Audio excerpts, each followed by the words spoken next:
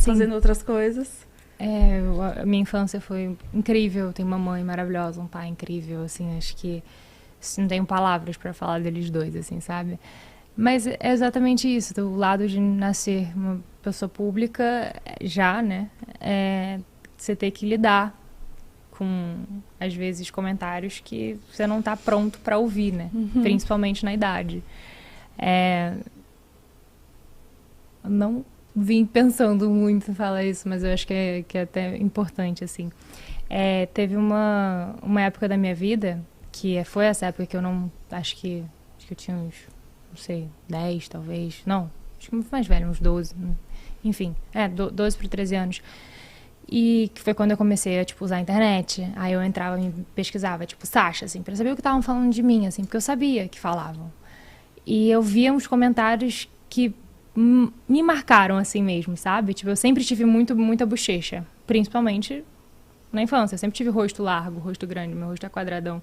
E na infância o quadradão fica, né? Eu tinha muita bochecha. Então, um comentário que eu lembro que ficou muito na minha cabeça foi quando me chamaram de rosto de traquinas. Mas aonde tinha os comentários? Tipo, Em site? Twitter, tipo... Na época, onde eles poderiam se comunicar era tipo, tinha muita coisa boa, mas eu acho que eu focava muito nos negativos, assim, sabe? E eu não sabia lidar com isso. Inclusive, isso acabou me dando muitos problemas de cabeça, assim, sabe? E eu tava não sabia se eu ia falar sobre esse assunto ou não, mas eu acho importante porque eu acho que hoje a gente tá vivendo, assim, uma era onde todo mundo... Não é que todo mundo é pessoa pública, mas a partir do momento que você tem o Instagram e você se expõe, e é muito mais fácil outra pessoa que está longe de você, através de uma telinha, através de um perfil fake, chegar e te criticar. E não faz ideia da força que os comentários têm hoje. E é muito bizarro como esse alvo principal são sempre mulheres. É um momento onde a gente vê... E o mais triste, na verdade, é que a gente vê muitas mulheres criticando outras mulheres, né? E, assim... A maioria, né? Exatamente. E isso cria distúrbios, isso cria muitos problemas. Nessa idade, eu desenvolvi bulimia. E eu nunca falei isso pra ninguém. Caraca. Nossa, e assim, porque eu não soube de fato lidar. Eu não conseguia.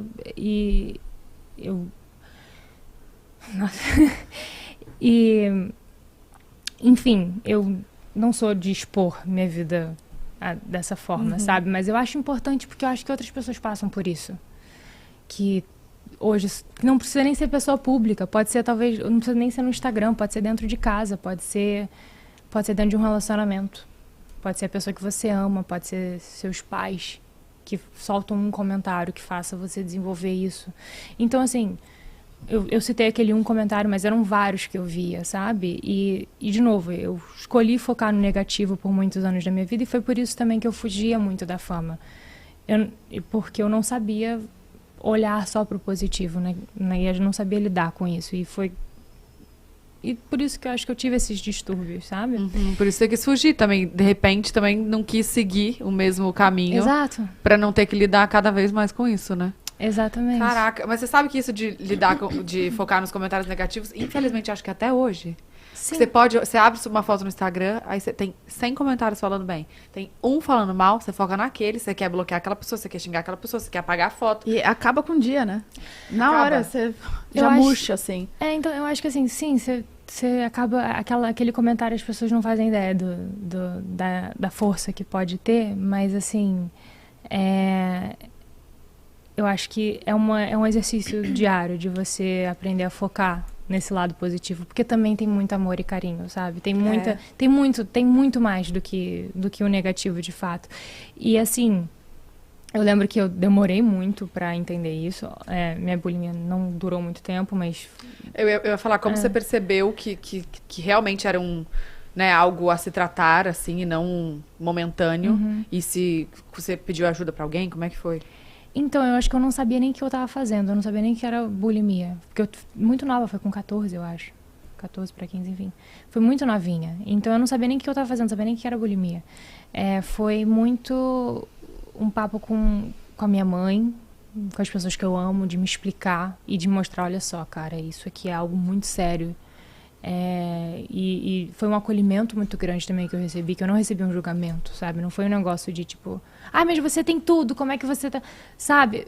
Até porque eu não sabia o que eu estava fazendo. E assim, foi simplesmente ter uma rede assim, de apoio grande, de pessoas que me apoiaram em casa e me explicaram.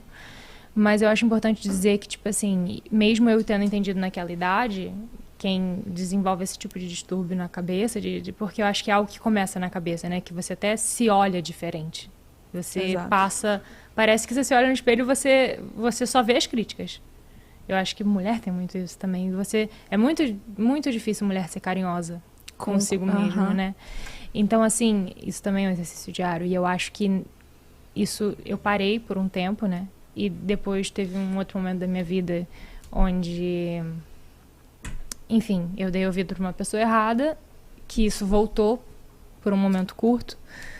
Mas, enfim, voltou e parou, graças a Deus, parou de vez. Mas, assim, é aquilo que eu te falei. É um exercício diário de você se olhar e ser carinhosa com você. E se amar e não focar naquele um comentário ou naquela pessoa que tenta te colocar para baixo, esse tipo de coisa. O tratamento é muito mais psicológico? Muito mais psicológico. Entendi. 100%, entendi. Porque é muito fácil falar, só para.